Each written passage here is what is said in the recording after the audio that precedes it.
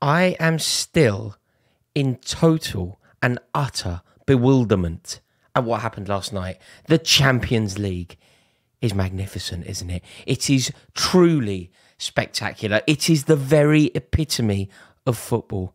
Not only for talent, not only for world-class footballers, not only for the pass and move and tactical genius of top-tier managers, but also for drama, for energy, for fight, for tenacity, for aggression, for spirit, for flair. I just love it. But last night, because of what happened, because it was this almost tsunami of amazing drama, I don't know if I had a chance to actually process it. I don't know if I had a chance to actually understand what happened. Manchester City exploded. Real Madrid exploded in a totally different way. Pep Guardiola will this morning still find it unfathomable that his team are not on their way to Paris to face Liverpool. And yet they're not. And the reason they're not is because of 14 minutes of sheer drama and madness. There was a 14-minute period that destroyed Manchester City's world. And I thought that we could go through that now, chronologically, and just explore exactly why Manchester City are not on their way to Paris. So, with injury time fast approaching, Manchester City are cruising into their second successive Champions League final. That's what's happening. They are totally and utterly in control. But our first inkling came on the 87th minute. On the 87th minute, there was a moment in the game, and it was the first moment in the entire game at the Bernabeu. 87 minutes in, with Manchester City clear. 87 minutes in, Jack Grealish, chance number 1. This is a moment. So City are leading 1-0 on the night, 5-3 on aggregate, when substitute Jack Grealish is released down the left. Zinchenko does really well, a quick exchange of passes between Laporte and Gundogan, and Grealish is away. Militao comes across to try and shut down the space, but Grealish is at full pace and was too quick for Militao. Grealish is looking like the player that he wanted to be, the player that we expected him to be. European Cup semi-final in the Bernabeu. Grealish at full pace, showing superb balance and footwork. He squeezes past him and slides a beautiful left foot shot between Courtois and the post. The most important goal of Jack Grealish's career looks certain. It is going to happen. Grealish is going to steal the headlines, scoring in the Bernabeu, a landmark, pivotal moment of not only his career, but the trajectory of Man City. Extraordinary athleticism. He's got there. He's been brilliant. He could have been fouled, but he kept going. But Ferland Mendy managed to hurtle back and somehow clear it off the line. Grealish did well, but possibly should have scored. That was the first moment. We are now a mere 1 minute later. We are in the 88th minute. 1 minute later, and it's Jack Grealish again. Jack Grealish's season hasn't gone as he hoped. His move to Man City, the £100 million price tag, he's watched far too much football from the bench, but guess what? He's in the Bernabeu, he's played really well, he's just had one cleared off the line that could have ricocheted in off Foden, it didn't, but he's at it again a minute later. His name is about to be in lights.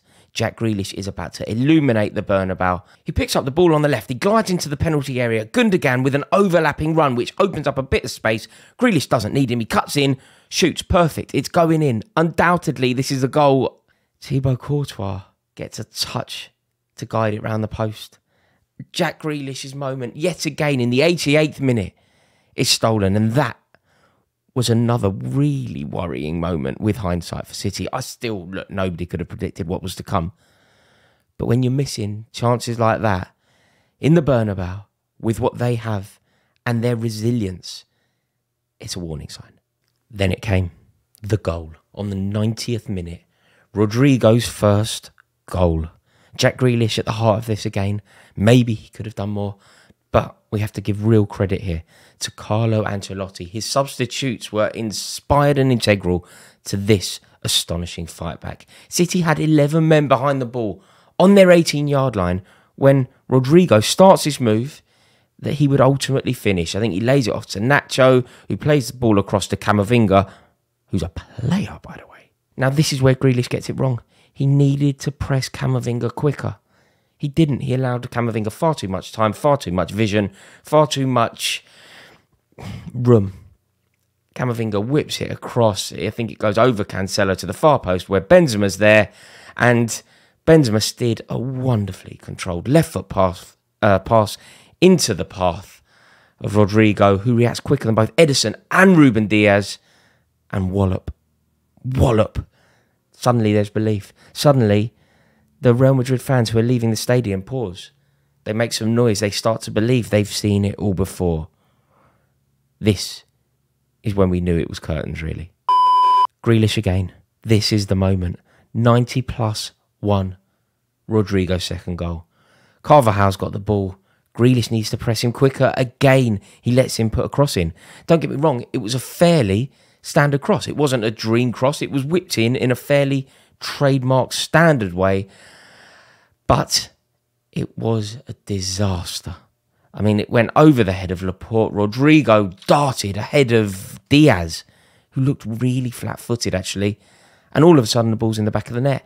And from that moment on, we knew that it was game on. We knew that Real Madrid were going to eclipse Man City. Rodrigo had scored 2 goals in the 90th minute of a Champions League semi-final. Legendary stuff. There was no coming back from this.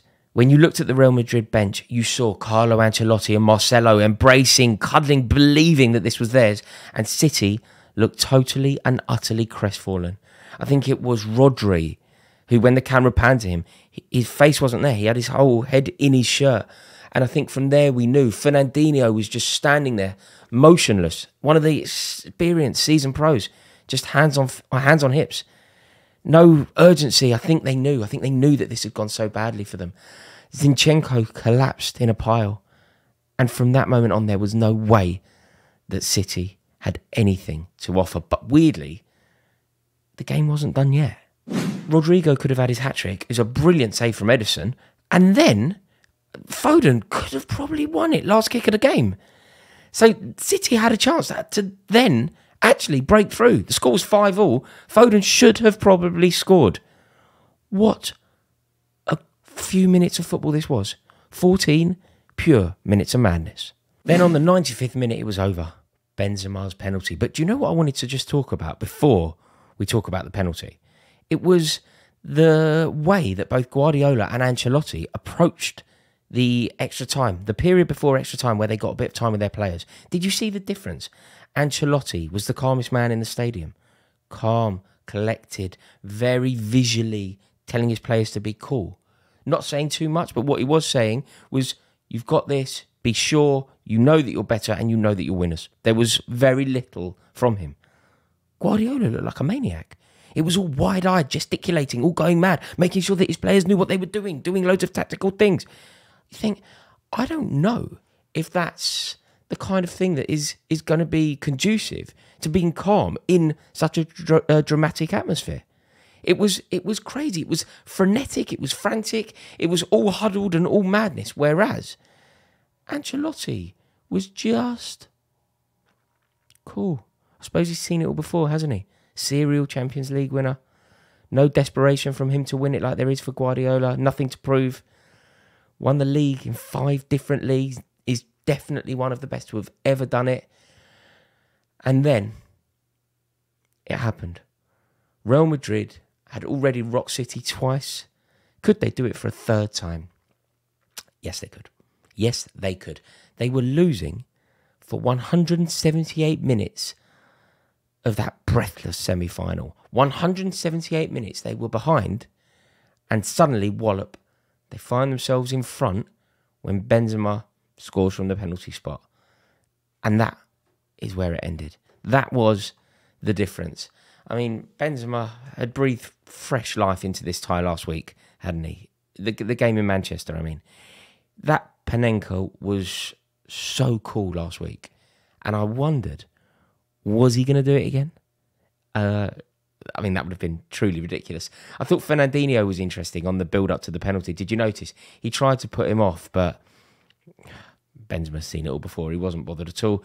He stepped up. He looked like he was going to strike it hard to the left, and then he just opened up his body and rolled it into the opposite bottom corner.